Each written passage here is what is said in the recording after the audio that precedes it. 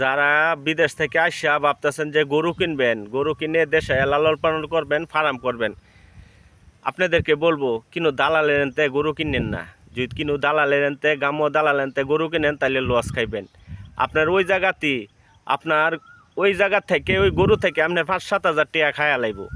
কি জন্য বললাম জানেন? আমি এক বাছুর কিনছি শাহিওয়াল দালালের এনতে বাজারতে।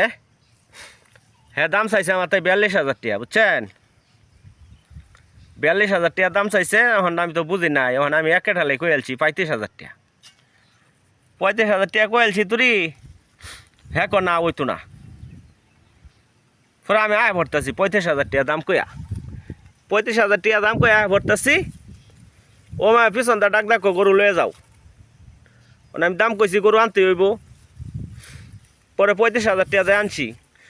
পরে এই দালালি যেখানতে গরু কিনে আনছে, পরে খুচলে দিই 28,000 টাকা দিয়ে গরু কিনে আনছে। তো আমি জানছি না শুনছি না কয়ে লাইছি ডাইরেক্ট যে 35,000 টাকা। হ্যাঁ, গরু কিনে আনছে, এই বাছুরি আনছে অন্য হানতে আন্য খালি আমার তাই দিছে। হ্যাঁ, তো আনছে 28,000 টাকা দা, আমার তাই বেচছে 35,000 টাকা।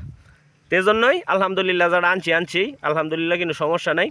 তো যারাই গরু কিনবেন দালাল গরেনতে গরু কিনেন না, গরু কিনবেন বাজার দেখে বাজার ঘুরিয়া, তাহলে লাভবান হইতে পারবেন।